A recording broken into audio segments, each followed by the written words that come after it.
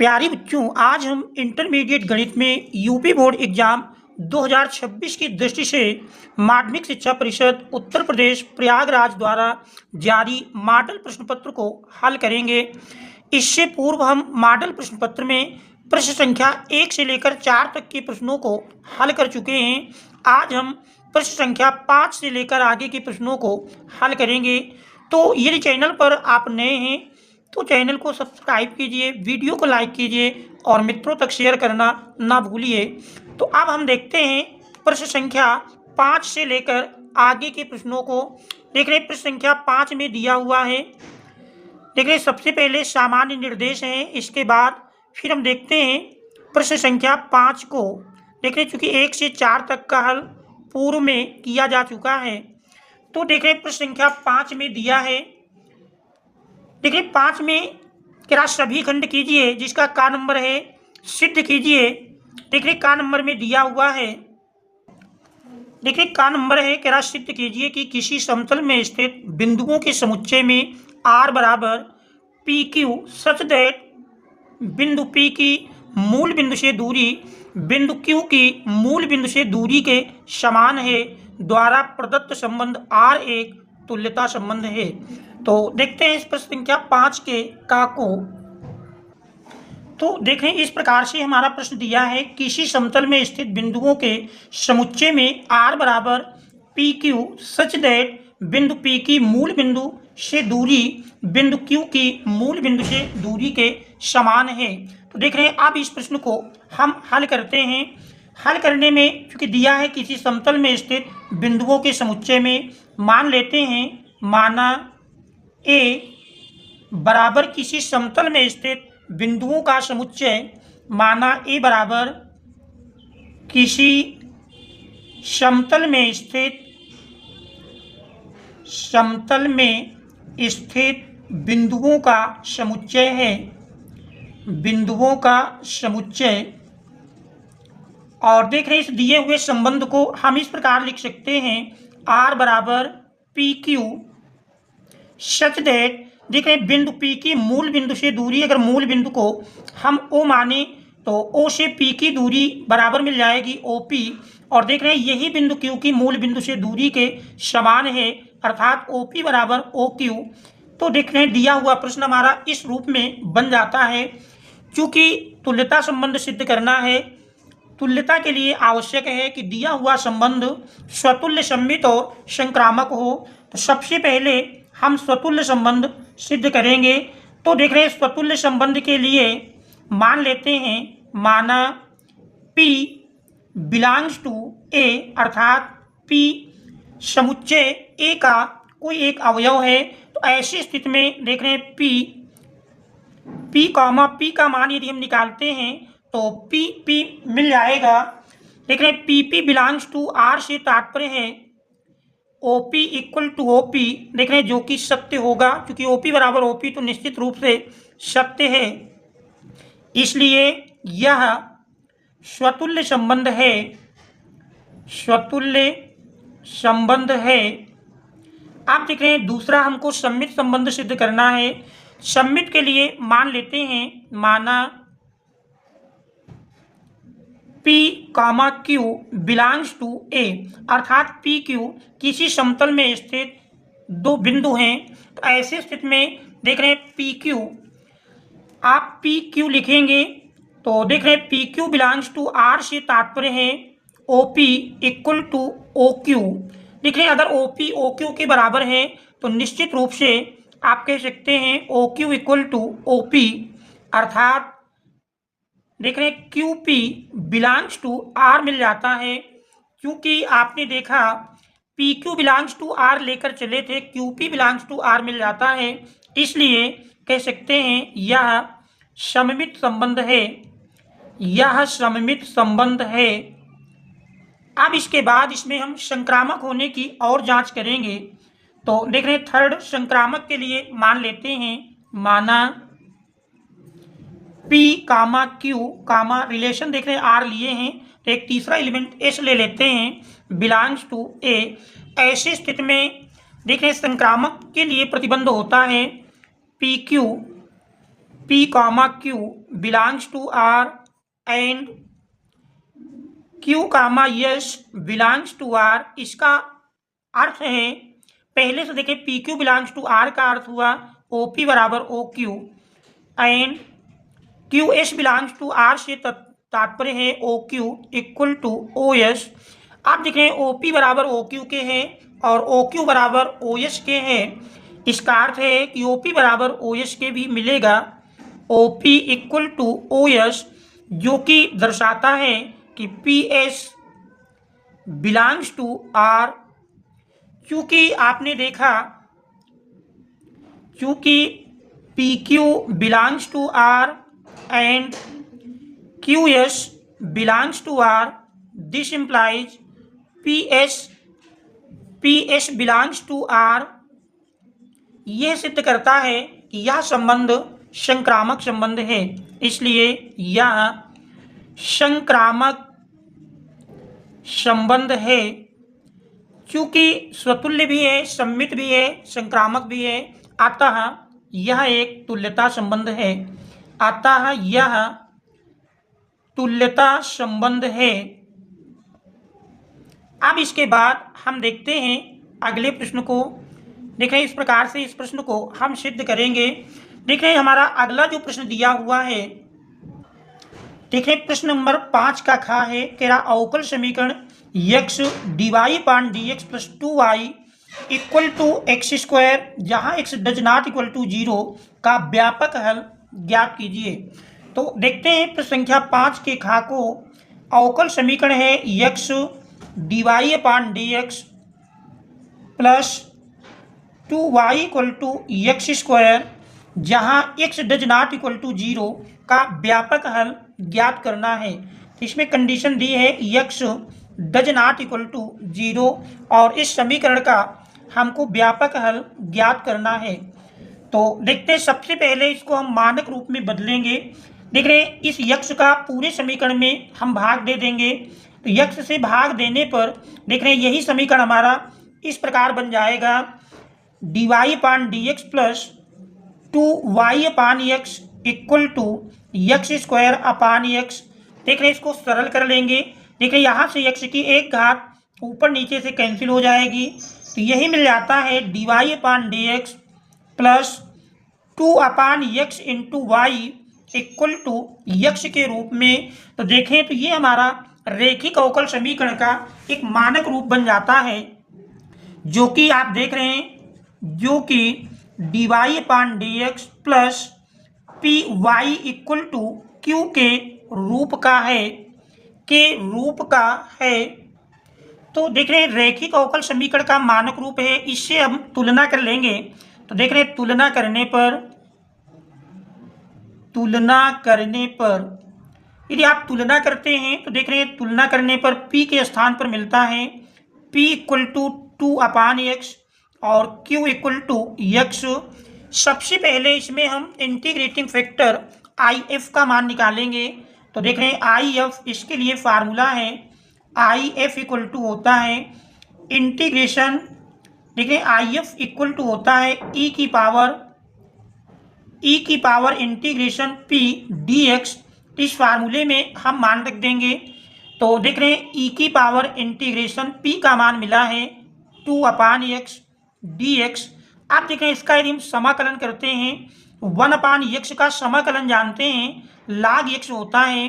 तो देख रहे हैं दो अचर है, बाहर कर लेंगे तो यही हमारा मिल जाएगा e की पावर, देखिए 2 बाहर किए और 1 अपान एक्स का समाकलन log x। जानते हैं log में घात पहले आ जाती, तो इसको यदि हम घात के रूप में लिखें तो देखें यही बराबर हमारा मिल जाएगा e की पावर log x स्क्वायर, और फिर हम जानते हैं e की घात log x बराबर x होता है। तो देख रहे हैं ये बराबर हमारा x स्क्वायर के मिल जाएगा। तो इस प्रकार से इंटीग्रेटिंग फैक्टर IF बराबर मिल जाता है x स्क्वायर। देख रहे हैं अब यदि इसका हम व्यापक हल लिखें तो व्यापक हल के लिए हमारा फार्मूला है, देखिए व्यापक हल का फार्मूला है y into IF equal to integration q into IF into D x plus constant c। अब इसी फार्मूले में हम मान रख देंगे, तो y इंटू आई एफ देख रहे हैं एक्स स्क्वायर मिला है इक्वल टू क्यू का मान देख रहे हैं एक्स के बराबर है, तो x into x square d x plus constant c. तो देख रहे हैं y into x square equal to x into x square मिल करके एक्स क्यूब, और एक्स क्यूब का समाकलन जानते हैं, घात में एक जोड़ेंगे 3 में एक जोड़ेंगे 4, यही बटे में आ जाएगा, प्लस देख रहे हैं कांस्टेंट सी। अब इसको हम और सरल कर लेते हैं, देख रहे हैं और सरल करेंगे तो एक्स स्क्वायर का यदि हम पूरे समीकरण में भाग दे दें तो यही समीकरण हमारा इस रूप में बन जाएगा, y इक्वल टू देख रहे एक्स स्क्वायर से भाग देंगे तो 2 घात से 4 घात कटेगी, तो एक्स स्क्वायर अपान 4 प्लस सी, और देख रहे बटे एक्स स्क्वायर या ऊपर ले जाएंगे तो एक्स की घात -2। यही दिए हुए अवकल समीकरण का व्यापक हल होगा। तो ये हमारा इस प्रश्न का आंसर हो जाएगा। तो आशा है कि इस प्रश्न के आप सारे स्टेप अच्छी प्रकार से समझ गए होंगे। फिर भी यदि किसी स्टेप में कहीं कोई समस्या हो तो उसे कमेंट्स के माध्यम से अवश्य अवगत कराएंगे। अब हम देखते हैं प्रश्न संख्या 5 का गा। देखिए 5 के गा में प्रश्न दिया है कि x और y ज्ञात कीजिए यदि x प्लस वाई बराबर देख रहे हैं दिया है और x माइनस वाई बराबर दिया है, तो x प्लस वाई बराबर देख रहे हैं x प्लस वाई का मान है x plus y equal to देख रहे हैं पहली पंक्ति 5 2 और दूसरी पंक्ति 0 9, और इसके बाद फिर देख रहे हैं x माइनस वाई बराबर दिया है x minus y equal to देख रहे हैं पहली पंक्ति 3 6 और दूसरी पंक्ति 0 माइनस 1। हमको हल करके x और y का मान ज्ञात करना है। तो देख रहे हैं इसकी पहली पंक्ति है 3 कामा 6 और दूसरी पंक्ति का मान दिया है 0 माइनस 1 3 6 0 माइनस 1। देख रहे हैं ये 2 आव्यूह दिए हैं और हल करके हमको x और y का मान ज्ञात करना है। तो देख रहे हैं दोनों आव्यूहों को जोड़ने पर ये मान लीजिए पहला इक्वेशन है और ये दूसरा इक्वेशन, तो समीकरण 1 प्लस 2 देख रहे हैं दोनों को जोड़ेंगे तो x plus y plus x minus y equal to ठीक है दोनों का मान रख देते हैं 5 2 0 9 प्लस 3 6 0 माइनस 1। आप देख रहे हैं इसमें संगत अवयवों को हम आपस में जोड़ेंगे। देख रहे हैं लेफ्ट हैंड साइड में y प्लस माइनस में कैंसिल हो जाएगा, तो x प्लस x मिलकर देख रहे हैं 2x इक्वल टू ठीक है 5 में 3 जोड़ेंगे 5 3 8 2 प्लस 6 8 0 प्लस 0 0 और 9 माइनस 1 8। आप देख रहे हैं 2 गुणा में है, पक्षांतर करेंगे भाग के रूप में आएगा। तो इस प्रकार से 2 से यदि हम आव्यूह के प्रत्येक अवयव में भाग दे दें, देख रहे हैं 2 चौको 8 2 चौको 8 और 0/2 0 होगा 8/2 4। इस प्रकार से ये हमारा x का मान मिल जाता है और इस x के मान को हम समीकरण 1 में रख लेंगे। तो देख रहे हैं समीकरण 1 से देख रहे हैं x प्लस वाई बराबर दिया हुआ है, y बराबर लिखेंगे तो y बराबर मिल जाएगा देख रहे हैं y बराबर 5 2 0 9 माइनस देख रहे हैं x पक्षांतर करेंगे माइनस में जाएगा और x का मान हम रख देते हैं x देख रहे हैं मिला है 4 4 0 4। आप देख रहे हैं इसको सरल कर लेंगे, सरल करने पर संगत अवयवों को आपस में घटाएंगे। देखिए 5 से 4 घटाएंगे 1 मिल जाएगा, 2 से 4 घटाएंगे -2, 0 से 0 घटाने पर 0 मिलेगा और 9 से 4 घटाएंगे 5 मिल जाएगा। इस प्रकार से y का मान तो देख रहे हैं x और y का मान इस प्रकार से ज्ञात कर लेंगे। तो यही हमारा इस प्रश्न का आंसर हो जाएगा। अब हम देखते हैं प्रश्न संख्या 5 के घ को।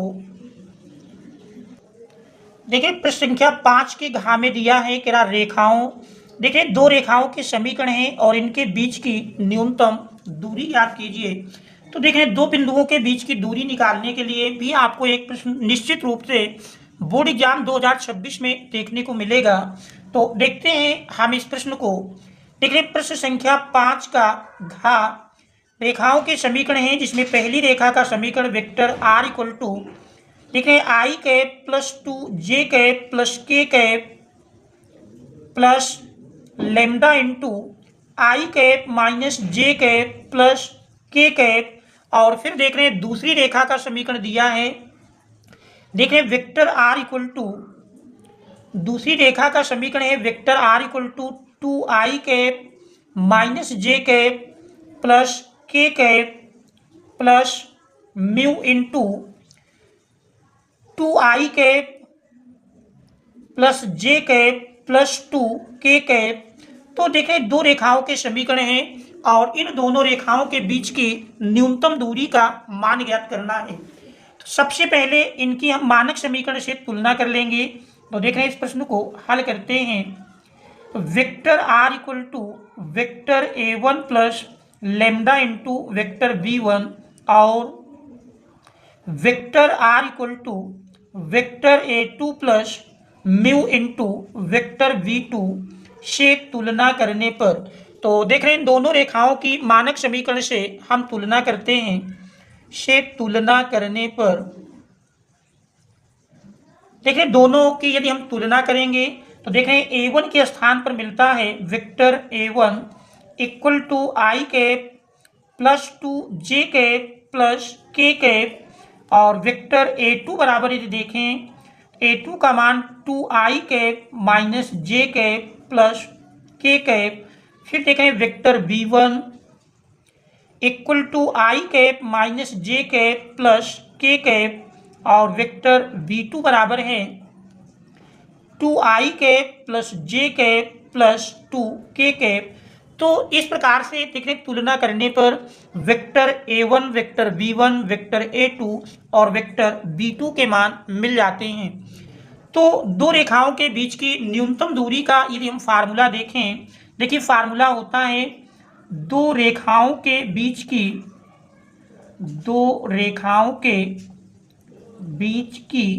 न्यूनतम दूरी, देख रहे न्यूनतम दूरी का फार्मूला है mod vector a2 minus vector a1, देखिए vector a2 minus vector a1 dot b1 cross b2 dot vector b1 cross vector v2 अपान mod vector b1 cross vector v2। तो देख रहे हैं ये दो रेखाओं के बीच की न्यूनतम दूरी का फार्मूला है। तो देख रहे हैं हमको सबसे पहले a2 माइनस a1 का मान निकाल लेना है। देख रहे हैं सबसे पहले हम a2 माइनस a1 का मान ज्ञात करेंगे, a2 से a1 के मान को घटाएंगे। तो देख रहे हैं 2i एक बार लिख लेते हैं 2i कैप माइनस जे कैप प्लस के कैप, देख रहे हैं इससे घटाना है i cap plus 2 J cap plus के कैप। देख रहे संगत अवयवों को i कैप 2i से i घटेगा i cap minus J cap minus 2 J cap मिलकर माइनस 3 जे कैप। देख रहे के कैप से के कैप घटाएंगे तो 0 के कैप हो जाएगा प्लस 0 के कैप। अब इसके बाद b1 क्रॉस b2, देख रहे b1 क्रॉस b2 हम जानते हैं सारणी की सहायता से ज्ञात होगा। तो b1 क्रॉस b2 बराबर, देखिए पहली पंक्ति में आई कैप जे कैप के कैप, दूसरी पंक्ति में वेक्टर b1 से हमको आई जे के का गुणांक लिखना है। तो देख रहे हैं 1 माइनस 1 1 1 माइनस 1 1 और तीसरी पंक्ति में वेक्टर b2 से आई जे के का गुणांक लिखेंगे। देख रहे 2 1 2 2 1 2। अब इसका हम पहली पंक्ति को लेकर प्रसार कर लेंगे। तो देख रहे r1 को लेकर प्रसार करने पर, r1 को लेकर प्रसार करने पर, देखिए r1 को लेकर यदि प्रसार करते हैं तो प्रसार करने पर यही हमारा बराबर मिल जाएगा। देख रहे आई कैप और इसके संगत जानते हैं माइनस 1 का गुणा 2 से करेंगे तो माइनस 2, बीच में माइनस आएगा, 1 का गुणा 1 में करेंगे 1 1 कम 1 माइनस जे कैप और फिर देख रहे हैं 1 का गुणा 2 में करेंगे 2 1 कम 2 माइनस 2 का गुणा 1 में करेंगे तो 2 1 कम 2 प्लस के कैप इंटू 1 का गुणा 1 में करते 1 माइनस 2 का गुणा -1 में करेंगे -2, देख रहे हैं माइनस माइनस प्लस बन जाएगा। अब इसको हम सरल कर लेते हैं। देख रहे हैं -2 -1 मिलकर -3 आई कैप, फिर 2 -2 देख रहे हैं 0 हो जाएगा प्लस 0 जे कैप, फिर देख रहे हैं 2 + 1 3 प्लस 3 के कैप। तो ये हमारा B1 क्रॉस B2 का मान मिल जाता है। अब इसका हम मापांक भी निकाल लेते हैं। तो देख रहे हैं mod vector V1 cross vector V2, मापांक निकालेंगे अंडर रूट आई के गुणांक का स्क्वायर, देख रहे हैं आई का गुणांक -3 है, -3 का स्क्वायर प्लस जे के गुणांक का स्क्वायर प्लस के गुणांक का स्क्वायर। सरल करेंगे -3 का स्क्वायर 9 प्लस देख रहे हैं 3 का स्क्वायर 9, 9 9 18, और 18 का यदि हम वर्गमूल लें तो देख रहे हैं 9 दूनी 18, 9 का वर्गमूल 3 बाहर आ जाएगा, तो 3√2। अब इन मानों को हम फार्मूले में रख देंगे। अतः देख रहे हैं अतः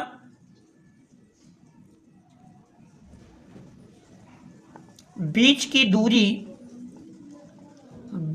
दूरी यदि हम d बराबर लिखें, d बराबर देख रहे हैं मॉड a2 - a1 का मान देख रहे हैं मिला है आई कैप -3 जे कैप प्लस 0 के cap dot B1 cross B2 देख रहे हैं -3 आई कैप प्लस 0 जे कैप प्लस 3 के कैप अपान मापांक देख रहे हैं 3√2 मिला है।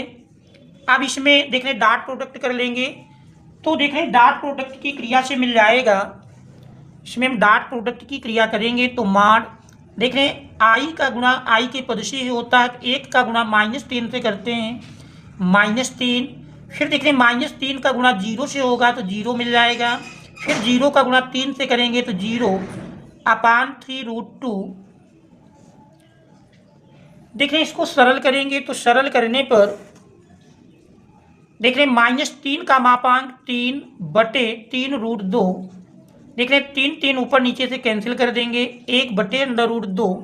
तो यदि √2 का हम ऊपर नीचे गुणा कर लें तो देख रहे हैं यही मिल जाएगा √2/2 इकाई। यह दोनों रेखाओं के बीच की न्यूनतम दूरी का मान होगा। तो ये हमारे इस प्रश्न का आंसर हो जाएगा। अब इसके बाद हम देखेंगे अगले प्रश्न को। हाँ देख रहे हैं इस प्रश्न में ध्यान देंगे। प्रश्न में यहाँ पर आप देख रहे हैं पहला जो हमारा इक्वेशन दिया था i + 2j + k + lambda into i - j + k, और दूसरा समीकरण है vector r = 2i cap -j cap -k cap. तो यहाँ पर देख रहे हैं दूसरी रेखा के समीकरण में k कैप हमारा निगेटिव था, तो यहाँ से देख लेंगे थोड़ा सा परिवर्तन मिलेगा क्योंकि यहाँ पर देख रहे हैं चिन्ह में परिवर्तन हुआ है। तो ये हमारा प्रश्न में माइनस दिया हुआ है, तो देख रहे हैं ये यहाँ पर भी माइनस मिल जाएगा। a2 का मान में केवल परिवर्तन होगा। आप देख रहे हैं a2 से a1 हमने घटाया था, तो देख रहे हैं a2 ये प्लस के स्थान पर माइनस के रखेंगे, तो माइनस के मिल करके ये हमारा माइनस में 2k हो जाएगा, -2k। आप देख रहे हैं इसके बाद a2 - a1 B1 cross B2 का मान सेम मिलेगा। देख रहे हैं चूंकि B1 और B2 के मान में कोई डिफरेंस नहीं है। अब यहाँ पर हम इसमें डॉट प्रोडक्ट में और देख लेते हैं, क्योंकि देख रहे हैं 0k के स्थान पर अब यहाँ -2k का मान मिला हुआ है, तो देख रहे हैं 0 + 0 को हटा करके इसके स्थान पर -2k। आप देख रहे हैं डॉट प्रोडक्ट करेंगे, 1 का गुणा -3 में -3 और 3 का गुणा 0 में होगा 0 मिलेगा, -2 का गुणा +3 में करेंगे तो देख रहे हैं माइनस प्लस माइनस 3 दूनाई 6, तो ये हमारा माइनस का 6 मिल जाएगा। आप देख रहे हैं -3 -6 मिलकर के -9 और -9 का मापांक लेंगे 9 के बराबर मिलेगा। आप देख रहे हैं 3 से 9 काटेंगे तो देख रहे हैं 3 त्रिक 9। इसके बाद हर की संयुग्मी संख्या से आप ऊपर नीचे गुणा कर लेंगे, तो देख रहे हैं 3√2/2 इकाई। तो ये हमारा इस प्रश्न का सही आंसर होगा, क्योंकि देख रहे हैं एक चिन्ह के कारण इतना परिवर्तन हो गया था। तो ये हमारा इस प्रश्न का मान हो जाएगा अब हम देखेंगे अगले प्रश्न को। देखिए अगला प्रश्न हमारा दिया हुआ है। देखिए इसके बाद पांचवी का अंगा भाग में दिया है। देखिएगा एक पासे पर 1 2 3 लाल रंग से और 4 5 6 हरे रंग से लिखे गए हैं। इस पासे को उछाला गया है, माना ए घटना संख्या सम है तथा बी घटना संख्या लाल रंग से लिखी गई है को निरूपित करते हैं। तो क्या ए तथा बी स्वतंत्र हैं? हमको देखना है क्या ए और बी घटनाएं स्वतंत्र हैं। तो देखते हैं इस प्रश्न संख्या 5 के अंगा को। देखिए एक पासे को उछालेंगे तो कुल प्रतिदर्श समष्टि आप जानते हैं 1 से लेकर 6 तक के अंक होते हैं। 1 2 3 4 5 6। तो इस प्रकार से यस बराबर देख रहे हैं 6 मिल जाएगा। आगे दिया है एक पासे पर 1 2 3 केरा लाल रंग से और 4 5 6 हरे रंग से लिखे गए हैं। इस पासे को उछाला जाता है, माना ए घटना सम है। देख रहे हैं ए कह रहा है घटना संख्या सम है। तो ए बराबर जो दिया है घटना कह रहा संख्या सम है, घटना संख्या सम है। देखिए इसमें 1 से लेकर 6 तक में यदि आप सम संख्याएं देखते हैं, सम में 2 4 6 मिल जाएगा, 2 4 6। तो इस प्रकार से यन ए बराबर देखें 3 मिल जाएगा। दूसरा दिया है बी घटना संख्या लाल रंग से लिखी गई है। तो बी बराबर बी घटना कह रहा है संख्या लाल रंग से लिखी गई है, संख्या लाल रंग से देख रहे लाल रंग से लिखी गई है। तो देखिए लाल रंग की दिया है 1 2 3 लाल रंग से हैं, तो इसके अनुकूल ढंग 1 2 3। तो इस प्रकार से एन बी बराबर देख रहे हैं एन बी बराबर मिल जाएगा 3। आप देख रहे हैं ए इंटरसेक्शन बी का मान यदि हम निकालें, A intersection B, A intersection B से तात्पर्य है संख्या सम भी हो और लाल भी हो। तो देख रहे लाल में आपने देखा 1 2 3 है, जबकि सम में 2 4 6 है। तो दोनों में कॉमन पॉइंट देख रहे हैं 2 मिलता है, तो 2 सम भी है और लाल भी है। तो ऐसी स्थिति में n a intersection b, n a intersection B बराबर देख रहे 1 मिल जाएगा। अब हम घटना ए की प्रायिकता यदि लिखें, देख रहे हैं पी ए बराबर मिलेगा यन ए अपान यन यस। देख रहे हैं यन ए का मान 3 है और यन यस देख रहे हैं 6 दिया है। सरल करेंगे 3 एकम 3 3 दुनाई 6 बराबर 1/2। इसी प्रकार पी बी का मान निकालें, देख रहे हैं पी बी बराबर मिल जाएगा यन B upon n yes. N B देख रहे हैं 3 है, यन यस 6 है, 3 एकम 3 3 दुनाई 6। तो देख रहे हैं बराबर 1/2। इसके बाद पी ए इंटरसेक्शन बी का मान निकालें, पी ए इंटरसेक्शन बी बराबर n a intersection b upon n S. देख रहे हैं यन ए इंटरसेक्शन बी 1 है, जबकि यन यस 6 है। देख रहे हैं 1/6 के बराबर मिलता है। आप देख रहे हैं पी ए और पी बी का गुणनफल निकालेंगे, P A into P B. देख रहे हैं P A into P B बराबर पी ए का मान 1/2, पी बी भी 1/2, दोनों का गुणनफल निकालेंगे 1/4 मिल जाएगा। चूंकि आपने देखा पी ए इंटरसेक्शन बी का मान 1/6 मिलता है, जबकि दोनों का गुणनफल 1/4। तो P A intersection B does not equal to P A into P B, जबकि स्वतंत्र होने के लिए आवश्यक है कि पी ए इंटरसेक्शन बी बराबर P A into P B के मिले। क्योंकि बराबर नहीं है, इससे स्पष्ट हो जाता है कि ये घटनाएं स्वतंत्र नहीं हैं। इसलिए ए और बी स्वतंत्र घटनाएं नहीं हैं, स्वतंत्र घटनाएं नहीं हैं। ये हमारा देख रहे हैं, क्योंकि इसमें हमको पूछ रहा था क्या ए और बी स्वतंत्र घटनाएं हैं, तो आपने देखा ए और बी स्वतंत्र घटनाएं नहीं हैं, तो ये हमारा इस प्रश्न का आंसर होगा। अब इसके बाद हम देखेंगे अगले प्रश्न को। देखिए प्रश्न संख्या 6 में दिया है कि राशि सभी खंड कीजिए, जिसका का नंबर है F x equal to 3x की power 4 plus 4x cube minus 12x square plus 12 द्वारा प्रदत्त फलन यफ के स्थानीय उच्चतम और निम्नतम मान ज्ञात कीजिए। तो देखते हैं इस पर संख्या 6 के का को। तो देख रहे हैं इस प्रकार से फलन दिया हुआ है और इसके लिए हमको स्थानीय उच्चतम और न्यूनतम निम्नतम मान ज्ञात करना है। तो यक्ष के सापेक्ष अवकलन करने पर देख रहे हैं यक्ष के सापेक्ष अवकलन करने पर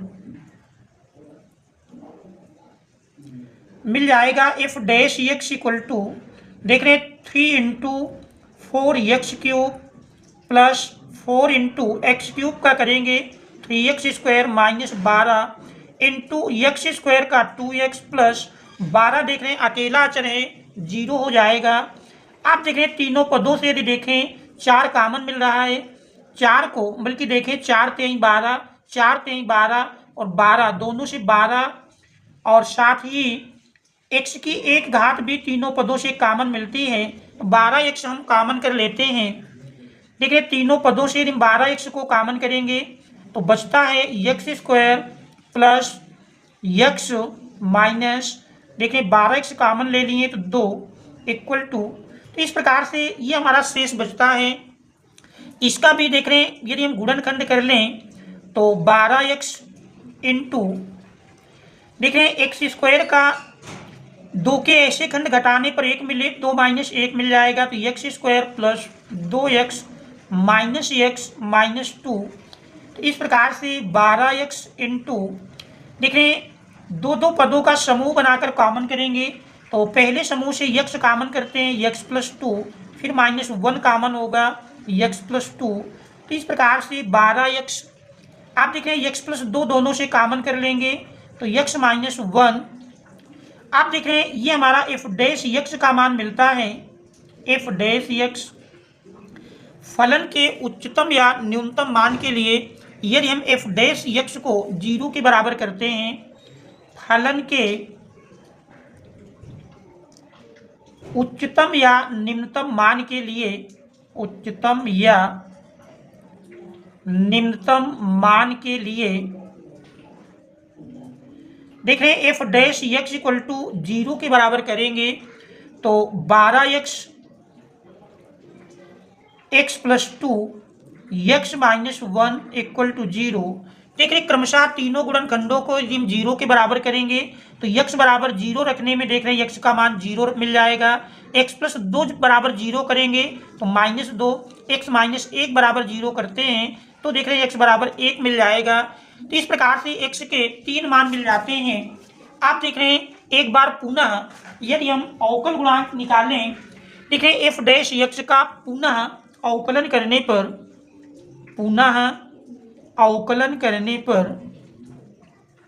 देख रहे हैं पुनः हम अवकलन करते हैं तो F double dash X equal to देख रहे हैं एफ डैश एक्स हमारा ये मिला था, यही से कर लेते हैं सीधे सीधे यहीं से अवकल गुणांक या ऊपर से ही कर लें तो देख रहे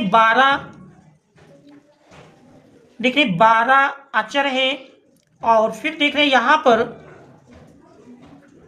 12 हमारा अचर है बाहर रहेगा और इसके अनुसार देख रहे हैं एक्स का यदि एक्स स्क्वायर में आप गुणा करते हैं एक्स क्यूब का अवकल गुणांक मिल जाएगा 3x स्क्वायर प्लस देख रहे हैं एक्स का गुणा करेंगे एक्स स्क्वायर का अवकल गुणांक 2x माइनस देख रहे हैं 2x तो 2 इंटू एक्स का अवकल गुणांक 1 मिल जाएगा।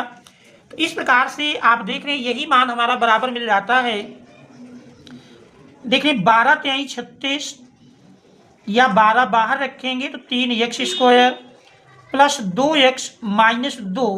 आप देखें x बराबर 0 पर देखें x बराबर 0 पर एफ डबल डैश एक्स देख रहे हैं x के स्थान पर 0 रखेंगे तो 12 इंटू देख रहे 0 प्लस 0 माइनस 2 तो माइनस में 24 मिल जाता है और निगेटिव मान ये दर्शाता है कि x बराबर 0 पर, इसलिए x बराबर 0 पर मान उच्चतम है। आप देख रहे हैं, यदि हम उच्चतम मान निकाल लें तो उच्चतम मान बराबर मिल जाएगा, देख रहे हैं उच्चतम मान बराबर दिए हुए फलन में x के स्थान पर हम 0 रखेंगे तो देख रहे हैं दिया हुआ फलन है 3x की power 4 plus 4x cube minus x 12x square plus 12। तो x के स्थान पर 0 रखने में देख रहे हैं पहले 3 पद 0 हो जाएंगे तो प्लस 12 के बराबर मिल जाएगा। तो इस प्रकार से इसका उच्चतम मान देख रहे हैं 12 मिल जाता है। अब हम x बराबर -2 पर देखेंगे तो देख रहे हैं x बराबर -2 पर, x बराबर -2 पर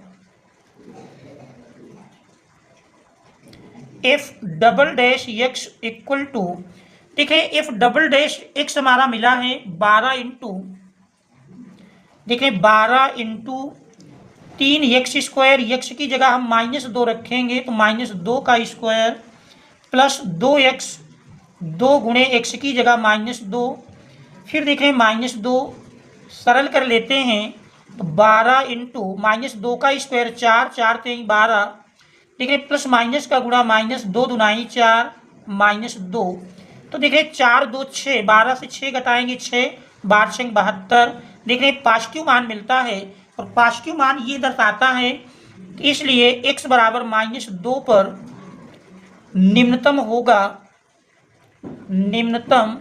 होगा।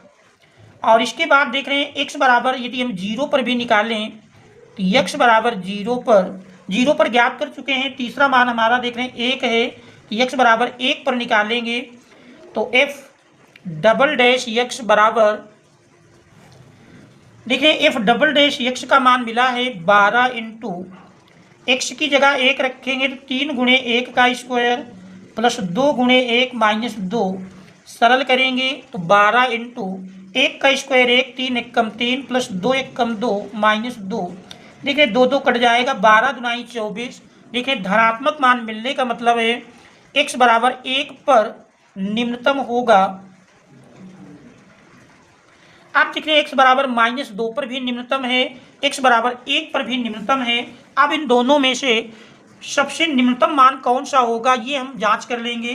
तो देख रहे हैं सबसे पहले तो हम x बराबर -2 पर फलन का मान निकालते हैं, -2 पर, तो देख रहे हैं x बराबर -2 पर मिल जाएगा f -2 इक्वल टू 3 इंटू -2 की पावर 4 प्लस 4 इंटू -2 का क्यूब -12 इंटू -2 का स्क्वायर प्लस 12। आप देख रहे हैं इसको सरल कर लेंगे, देखिए -2 की घात 4, चूंकि माइनस की घात सम है प्लस बन जाएगा 2 की घात 4 16, 16 48, फिर देखें -2 का क्यूब -8, माइनस प्लस का गुणा माइनस, 8 चौक 32, फिर -2 का स्क्वायर 4 और 12 चौक 48, माइनस में देख रहे हैं 48 और प्लस 12, तो 48 प्लस माइनस में कैंसिल हो जाएगा, तो -32 से आप 12 घटाएंगे, देख रहे हैं -20। इसके बाद x बराबर 1 पर यदि देखें, देख रहे हैं x बराबर 1 पर निकालेंगे f1 इक्वल टू, देख रहे हैं दिए हुए फलन में x के स्थान पर 1 रख देंगे तो 3 गुणे 1 की घात 4 प्लस 4 गुणे 1 का क्यूब -12 गुणे 1 का स्क्वायर प्लस 12, 1 की घात जानते हैं चाहे जितना लगाएंगे उसका मान 1 ही होगा, 1 और 3 का गुणनफल 3 प्लस 4 गुणे 1 4 -12 प्लस 12, देख रहे हैं 12 प्लस माइनस कैंसिल हो जाएगा, 4 प्लस 3 7, इन दोनों में देख रहे हैं न्यूनतम मान -20 है, हमको न्यूनतम और अधिकतम ज्ञात करना था। तो इस प्रकार से आपने देखा कि उच्चतम मान 12 प्राप्त हुआ है, अतः देख रहे हैं अतः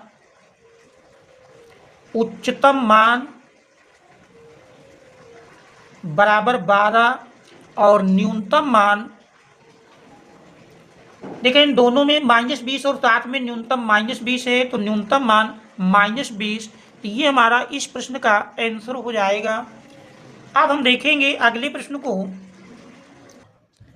देखिए इसके बाद प्रश्न संख्या 6 के खा में दिया हुआ है कृपया सिद्ध कीजिए कि दो सदिशों वेक्टर ए और वेक्टर बी के लिए सदैव mod vector A plus vector B is less than mod vector A plus mod vector B होता है। तो देखें इसको हमको सिद्ध करना है। तो देखते हैं इस प्रश्न संख्या 6 के खा को।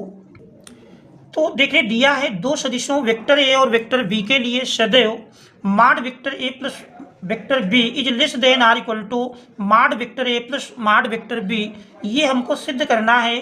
तो देख रहे हैं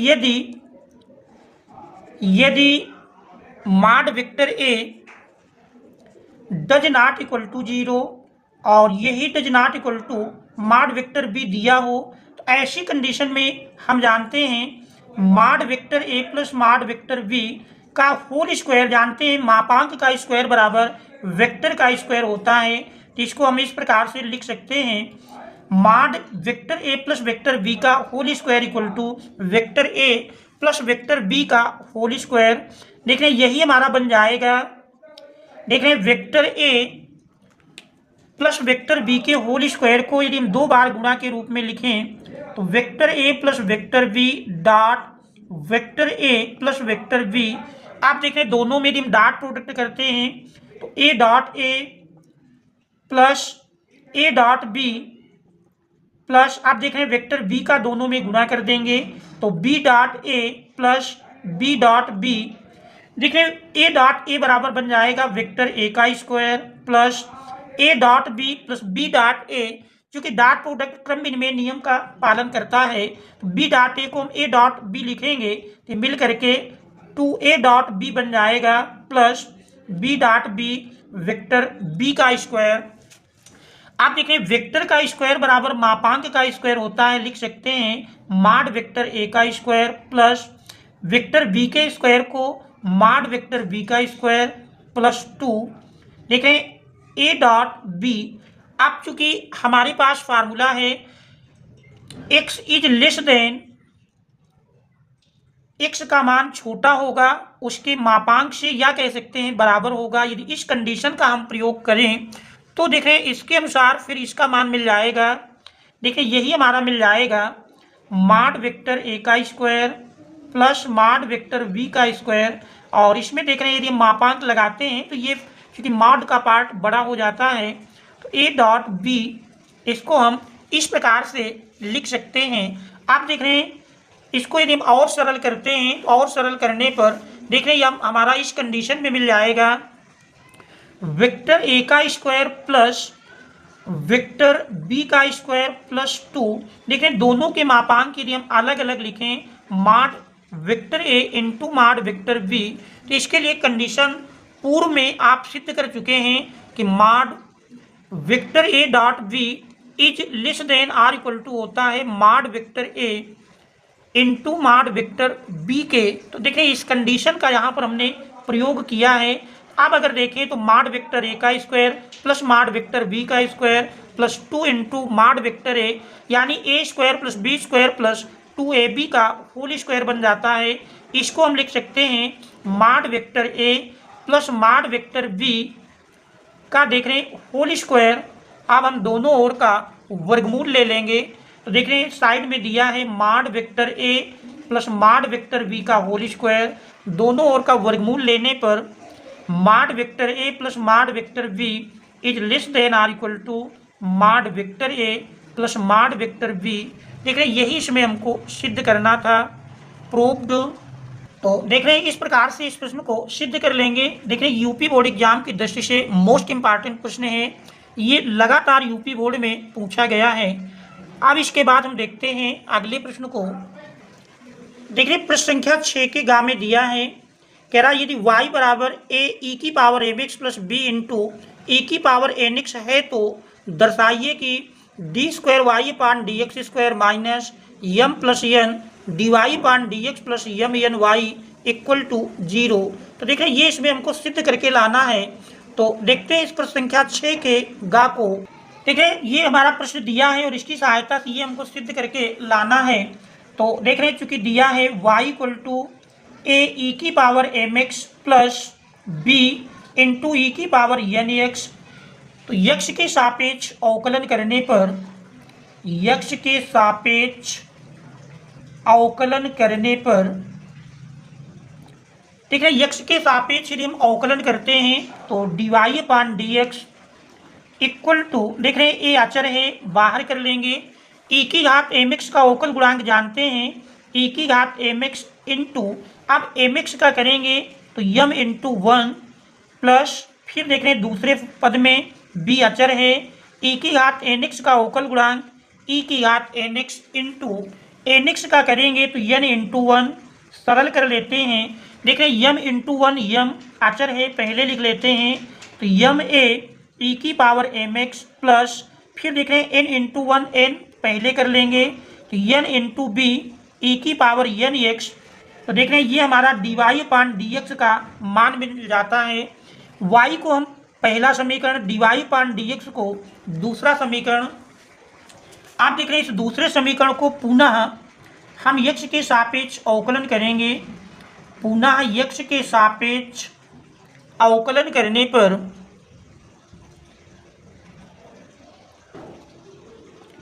ठीक है, पुनः यक्ष के सापेक्ष अवकलन करते हैं तो यही मिल जाएगा D square y upon D x square बराबर, देख रहे हैं यम ए अचर है, बाहर कर लेंगे, फिर ई की घात एम एक्स का अवकल गुणांक ई की घात M X into M X का करेंगे एम मिल जाएगा, प्लस दूसरा फलन देखें, दूसरे पद में एन बी अचर है, ई की घात एन एक्स का करेंगे तो ई की घात N X into N X का एन मिल जाएगा। आप देख रहे हैं यम पहले लिख लेते हैं तो यम इंटू यम मिलकर यम स्क्वायर ए इंटू ई की power M x plus n into यन, देख रहे हैं इस प्रकार से यन बी, एन पहले लाएंगे तो यन इंटू यन मिलकर यन स्क्वायर बी इंटू ई की पावर एन एक्स, ये हमारा तीसरा इक्वेशन बन जाता है जो कि d square y upon D x square का मान है। आप देख रहे हैं जो हमको सिद्ध करना था उसकी हम लेफ्ट हैंड साइड ले लेते हैं, देख रहे हैं लेफ्ट हैंड साइड दी हुई है d square y upon D x square minus m plus n into d y upon D x plus यम एन वाई, ये प्रश्न की लेफ्ट हैंड साइड है। देख रहे हैं समीकरण 1 2 3 से इसमें हम मान रख देंगे, D square y upon D x square का मान देख रहे हैं दिया है यम स्क्वायर ए ई की पावर एम एक्स प्लस यन स्क्वायर बी ई की पावर एन एक्स, फिर देख रहे हैं minus m plus n into d y upon D x, ये हमारा समीकरण नंबर 2 में मान है तो 2 से रख लेंगे, देख रहे दिया है यम ए इंटू ई की पावर एम एक्स प्लस यन बी इंटू ई की पावर यन एक्स, फिर देख रहे हैं प्लस यम एन वाई, देख रहे हैं वाई का मान समीकरण नंबर 1 में दिया है यम एन वाई, समीकरण 1 से मान रख लेंगे तो देख रहे हैं समीकरण 1 में y का मान है a इंटू ई की power M x plus b into e की पावर एन एक्स, ये हम समीकरण 1 से मान रख लेते हैं। आप देख रहे हैं इसको हम सरल करेंगे, सरल करने पर देख रहे हैं एम स्क्वायर ए इंटू ई की पावर एम एक्स प्लस यन स्क्वायर बी इंटू ई की पावर एन एक्स, देखिए पहले माइनस यम का दोनों में गुणा कर लेंगे तो माइनस यम इंटू यम मिल करके यम स्क्वायर ए इंटू ई की पावर एम एक्स, फिर माइनस यम का देख रहे हैं दूसरे में करेंगे तो माइनस प्लस माइनस यम यन, देख रहे हैं बी इंटू ई की पावर एन एक्स, आप देख रहे हैं माइनस यन का कर लेंगे तो माइनस यम यन ए ई की पावर एम एक्स, फिर माइनस यन का देख रहे हैं प्लस यन के साथ माइनस यन स्क्वायर बी इंटू ई की पावर यन एक्स, आप देख रहे हैं इस यम यन का ब्रैकेट के अंदर गुणा करेंगे तो यम यन ए ई की पावर एम एक्स, फिर देख रहे हैं प्लस यम यन बी ई की पावर एन एक्स। इस प्रकार से आप इसको देखते हैं, देख रहे हैं पहले पद में एम स्क्वायर ए ई की पावर एम एक्स, और देख रहे हैं ये तीसरा टर्म हमारा माइनस में है तो ये प्लस माइनस से कैंसिल होगा, फिर देख रहे हैं एन स्क्वायर बी ई की पावर एन एक्स, और ये यहाँ पर दिया है N square B into e की पावर एन एक्स, देख रहे हैं इससे कैंसिल हो जाएगा, माइनस यम एन बी, देख रहे हैं माइनस यम एन, देख रहे हैं ये अंत में यम एन बी भी मिल रहा है साथ में, और इसमें यम एन ए है तो माइनस में यम एन बी, देख रहे हैं यहाँ प्लस में यम एन बी, और ई की पावर एन एक्स, ई की पावर एन एक्स, देख रहे हैं इसके साथ ही कैंसिल हो जाएगा। Minus Yama N A e की power M x plus Yama N A, तो देख रहे हैं ये इसके साथ कैंसिल। तो इस प्रकार से सारे पद कैंसिल होकर के बराबर जीरो मिल जाएगा। यही प्रश्न की राइट हैंड साइड है। तो इस प्रकार से देख रहे हैं इस प्रश्न को भी सिद्ध करेंगे।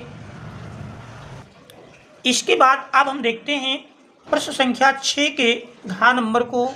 देखिए 6 के घा में दिया है, देखिए प्रश्न संख्या 6 के घा में दिया है क्या अवकल समीकरण log dy upon D X equal to 3x plus 4y का विशिष्ट हल ज्ञात कीजिए।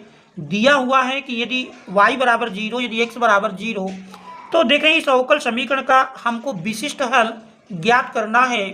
तो देखते हैं इस पर संख्या 6 के घा को।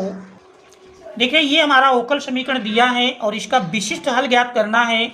कंडीशन है y बराबर 0, यदि कहता है x बराबर 0, तो देख रहे हैं लघुगणकीय रूप से यदि इसको हम घातांकीय रूप में लिखें तो dy पान डी एक्स बराबर, देखें लाग में बेस कुछ नहीं तो बेस ई मानेंगे, ई की पावर 3x प्लस 4y बराबर मिल जाएगा dy पान डी एक्स के, ई की पावर 3x प्लस 4y।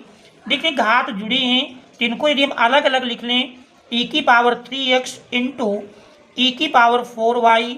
अब देख रहे हैं यक्ष के पद को एक तरफ और y के पद को यदि हम दूसरी तरफ कर लेते हैं, अर्थात x और y के फलनों को यदि हम अलग अलग कर लें, तो देख रहे हैं dy पान dx का मान है, तो यदि dx x के पदों को राइट हैंड साइड में और y के पदों को लेफ्ट हैंड साइड में लिखें, तो देख रहे हैं e की पावर 4y पक्षांतर करेंगे, इधर भाग के रूप में आएगा e की पावर 1 अपान e की power 4y dy equal to e की पावर 3x इंटू dx।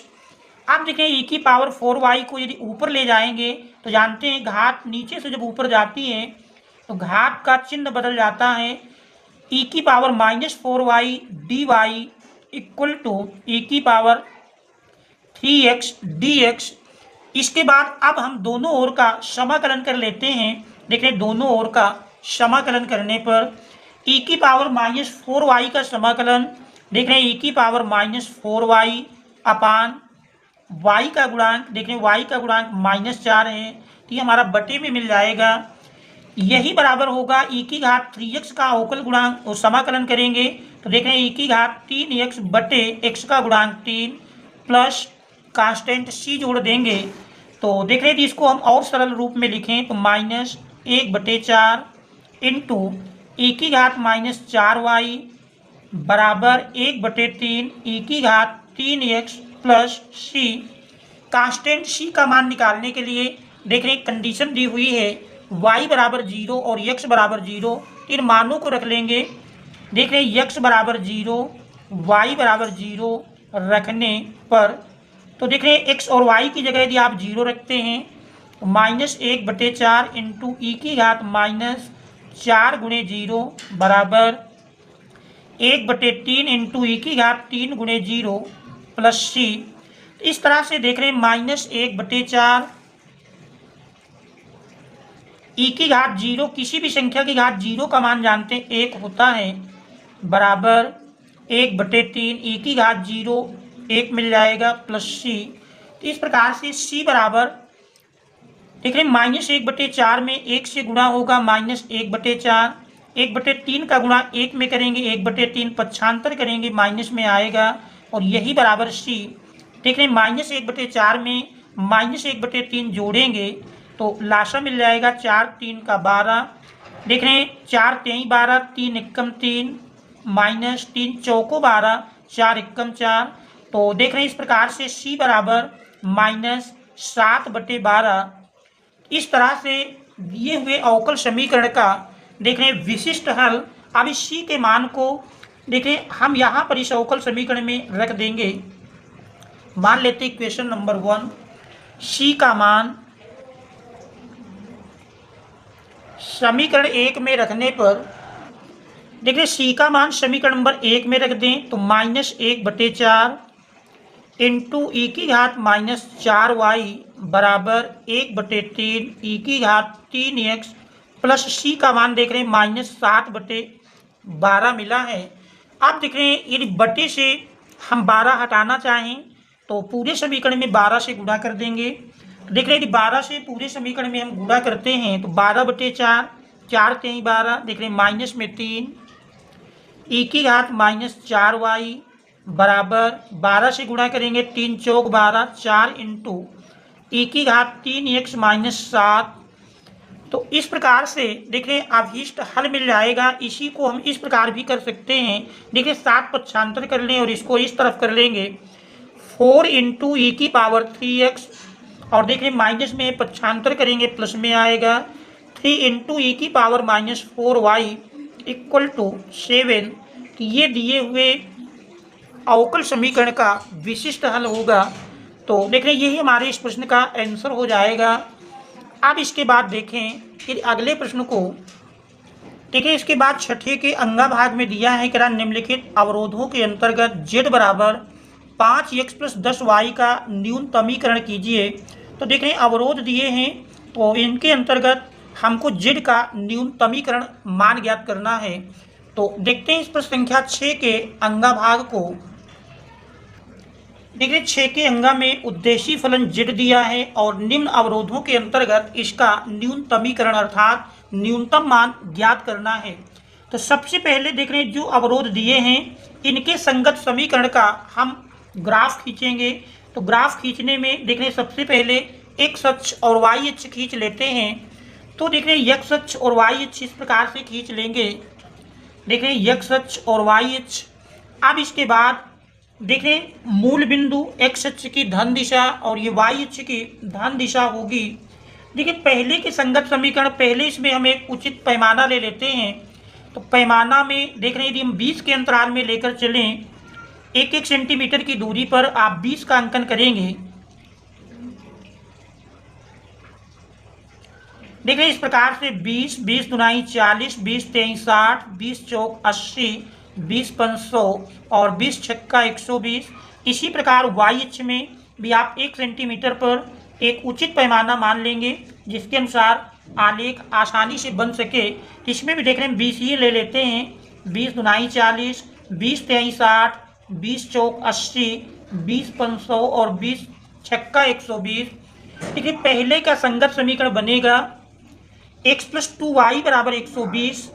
देखिए x अक्ष को जहाँ काटेगा y बराबर 0 करते हैं तो x बराबर 120 मिल जाएगा, अर्थात रेखा देख रहे हैं इस बिंदु से होकर जाएगी। और y अक्ष को जहाँ काटेगी x बराबर 0 करते हैं तो 2y बराबर 120 या y बराबर 60 मिल जाएगा।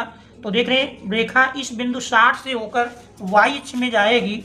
तो पहले अवरोध के संगत समीकरण का ग्राफ देख रहे हैं इस प्रकार से बनेगा।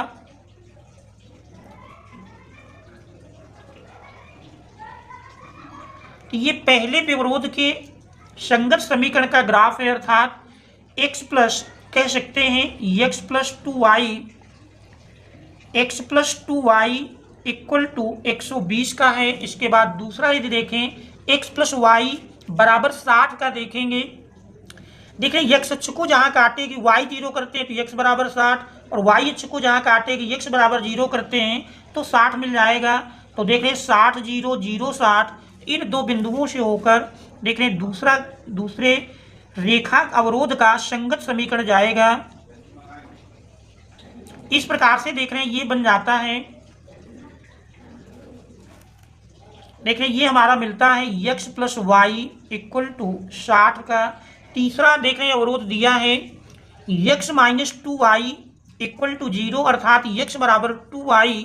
देख रहे हैं x बराबर 2y का यदि आप ग्राफ खींचें, हमको x बराबर 2y का निकालना है। देख रहे हैं x बराबर 2y, अगर x की जगह देख रहे हैं हम यदि 60 ले लें या x की जगह 20 लेते हैं, देखिए यहाँ पर एक तो मूल बिंदु संतुष्ट करता है, x बराबर 0 रखेंगे तो x बराबर 0 y बराबर 0 देख रहे हैं संतुष्ट करता है, एक तो मूल बिंदु से होकर जाएगी। दूसरा अगर हम x बराबर देख रहे हैं 40 रख दें तो x बराबर 40 की स्थिति में देखिए 40/2 अर्थात y बराबर 20 मिल जाएगा।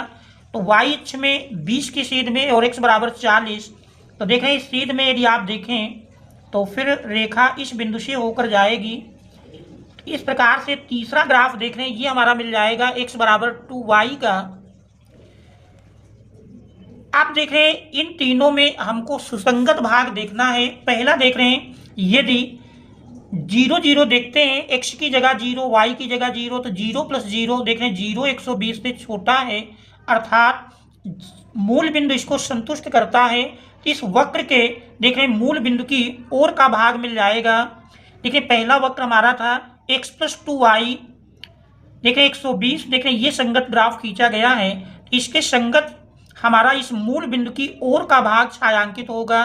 दूसरे में x + y देख रहे हैं ग्रेटर देन r = 0, तो इसमें यदि मूल बिंदु की जांच करते हैं तो देख रहे हैं 0 + 0 अर्थात 0 60 से बड़ा नहीं है। तो इस दूसरे ग्राफ के देख रहे हैं मूल बिंदु से दूसरी ओर अर्थात इस तरफ का पोर्शन मिलेगा।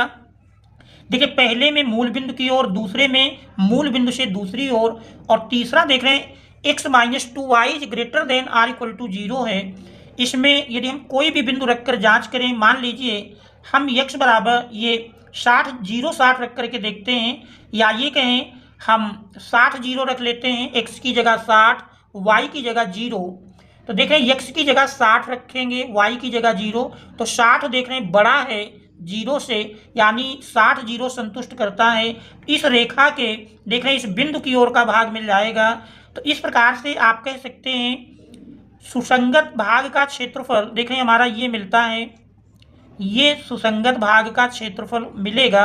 अब इसमें हमको कोणीय बिंदु निकाल लेने हैं। तो देख रहे हैं यदि कोणीय बिंदु आप देखें तो ये बिंदु हमारा 60 0 है, इसका नाम हम A दे देते हैं, दूसरा बिंदु B, और इस बिंदु का नाम C कर देते हैं, जबकि यह बिंदु हमारा देख रहे हैं D मिल जाएगा। इस प्रकार से इन कोणीय बिंदुओं का निर्देशांक, तो देख रहे हैं A का निर्देशांक 60 0, B का निर्देशांक 120, 0 और C का निर्देशांक देख रहे हैं इन दोनों का यदि हम प्रतिच्छेद बिंदु निकालते हैं, x बराबर 2y, देख रहे हैं x बराबर 2y, यदि इसमें हम रखेंगे x की जगह 2y, तो 2y + 2y देख रहे हैं 4y, तो इस प्रकार से y मिल जाएगा 120/4, 4 3 12, तो देख रहे हैं x बराबर मिल जाता है 30, और x बराबर 30 रख देंगे तो y बराबर देख रहे हैं इस रेखा और इस रेखा का यदि हम प्रतिच्छेद बिंदु निकाल लें, इस रेखा का समीकरण है x + 2y = 120, x + 2y = 120, जबकि देख रहे हैं इस रेखा का समीकरण है x बराबर 2y, तो x की जगह 2y रखेंगे तो 2y + 2y = 120, तो 4y = 120, देख रहे हैं y मिल जाएगा 4 3 12 अर्थात y का मान 3, और y का मान 3 यदि आप 30 इसमें रखते हैं तो x बराबर 30 दूनी 60, अर्थात इस बिंदु C का निर्देशांक 60 30 मिल जाएगा, 60, 30। अब इसके बाद फिर देख रहे हैं यदि हम D का निर्देशांक निकालें तो D देख रहे हैं इस रेखा और इस रेखा का प्रतिच्छेद बिंदु है, तो x + y बराबर देख रहे हैं x + y = 60, और x बराबर 2y को हल करेंगे तो x की जगह 2y रखेंगे तो 2y + y अर्थात 3y = 60, तो देख रहे हैं y बराबर 3 दूनी 6 20 मिल जाएगा, और y की जगह 20 रखते हैं तो x बराबर 40, तो देख रहे हैं इस बिंदु का निर्देशांक हमारा 40, 20 मिलेगा। तो D का निर्देशांक देख रहे हैं 40, 20। इस तरह से देख रहे हैं 4 कोणीय बिंदु मिल जाते हैं। इन्हीं बिंदुओं पर हमको उद्देशीय फलन का मान ज्ञात करना है। ठीक है, आप इन कोणीय बिंदुओं पर हमको उद्देशीय फलन का मान निकालना है। सबसे पहले कोणीय बिंदु लिखते हैं। देखें कोणीय बिंदु, क्योंकि आपने देखा एक परिबद्ध सुसंगत क्षेत्र है। कोणीय बिंदु A B C D 4 बिंदु हैं। A जिसका निर्देशांक 60 0, दूसरा बिंदु B जिसका निर्देशांक 120, 0, तीसरा बिंदु C जिसका निर्देशांक देख रहे हैं 60, 30, और चौथा बिंदु D जिसका निर्देशांक 40, 20। अब देखें इन्हीं बिंदुओं पर उद्देशीय फलन Z दिया है 5x + 10y। देखिए इसमें 60 0 रखते हैं, x की जगह 60, y की जगह 0, तो मान मिल जाएगा। देखिए 5 × 60 300, फिर 120 0 रखेंगे तो 120 × 5 आपका 12 × 5 60, देख रहे हैं 600 मिल जाएगा। 60-30 रखते हैं तो देख रहे हैं 6 पंचे 30, 300 और 30 दाम 300, तो 300 मिल करके देख रहे हैं भी 600 मिल जाता है। 6 पंचे 30 और 3 दाम 30, 300 600। अब 40-20 रखेंगे, x की जगह 40 रखेंगे पर देख रहे हैं 4 पंचे 20 200 और 20 दाम 200, 200 प्लस 200 मिल करके 400।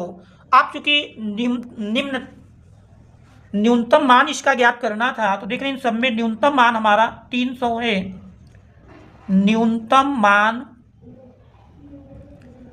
मान बराबर देख रहे हैं 300 मिल जाता है। तो इस प्रकार से आप कह सकते हैं अतः देख रहे हैं बिंदु 60 0 पर, बिंदु 60, 0 पर न्यूनतम मान बराबर 300। तो यही देख रहे हैं हमारे इस प्रश्न का आंसर हो जाएगा। न्यूनतम मान पूछ रहा था तो न्यूनतम मान का मान 300 होगा। तो ये हमारे इस प्रश्न का आंसर हो जाएगा। तो आशा है कि इस प्रश्न को भी आप अच्छी प्रकार से समझ गए होंगे। देखिए हर सेट में निश्चित रूप से एक आपका इस अध्याय से प्रश्न मिलने वाला है रैखिक प्रोग्रामन से, और इसके बाद प्रश्न संख्या 7, 8, 9 को हम इसके बाद अगले सेशन अर्थात मॉडल प्रश्न पत्र का पार्ट 3 लेकर आएंगे। तो यदि चैनल पर आप नए हैं, अभी तक आपने चैनल को सब्सक्राइब नहीं किया है तो चैनल को सब्सक्राइब अवश्य कर लेंगे ताकि समय पर आपको नोटिफिकेशन प्राप्त हो सके। Thanks all of you for watching.